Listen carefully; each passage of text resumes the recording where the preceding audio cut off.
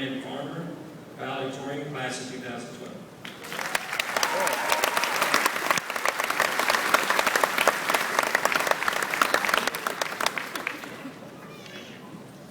Good evening and greetings to the distinguished faculty, staff, and administration of the high school, to the administration of the school system, to our friends, our mothers, our fathers, siblings, grandparents, great-grandparents, cousins, second cousins, uncles, stepsisters, aunties, nannies, and finally to the graduating class of 2012.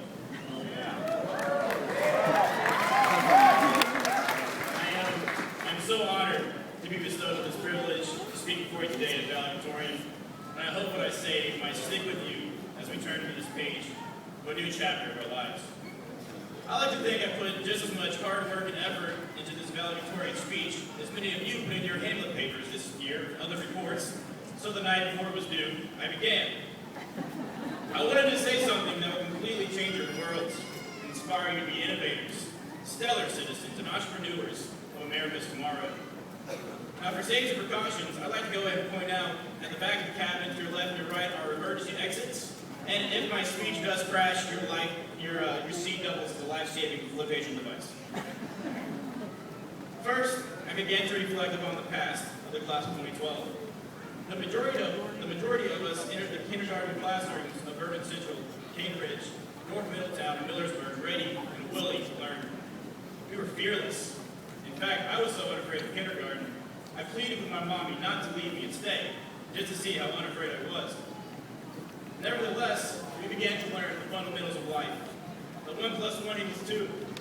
There's a place for everything, and everything has its place.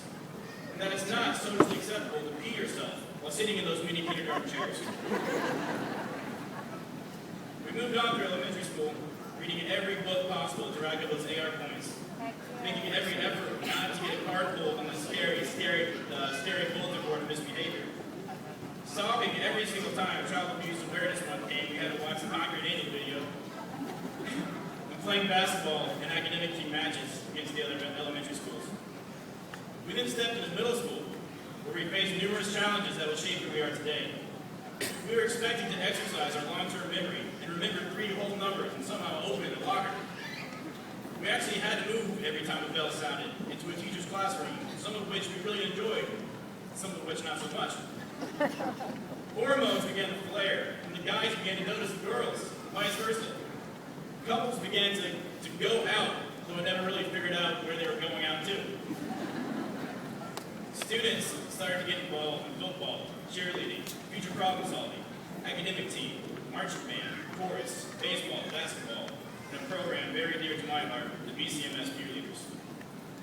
Then we started high school, where we began the home stretch, having this day, graduation day, as our mutual goal. We learned more than we ever wanted to know through Google Images about sexually transmitted diseases and Coach D's in Ms. Garrett's classroom. We heard that 88 would make us great probably 88,000 times. We put in long, tiring hours in our extracurricular activities.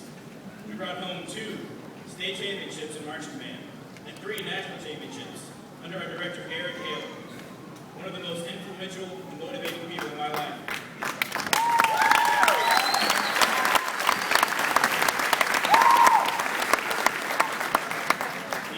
Even if he did make a whole trumpet section run laps at 2 in the morning, we're leaving one bipolar pole in Harrison County. Now, the last 2 years of high school seem a little fuzzy to me for some reason, but I recall something about the football team drastically improving.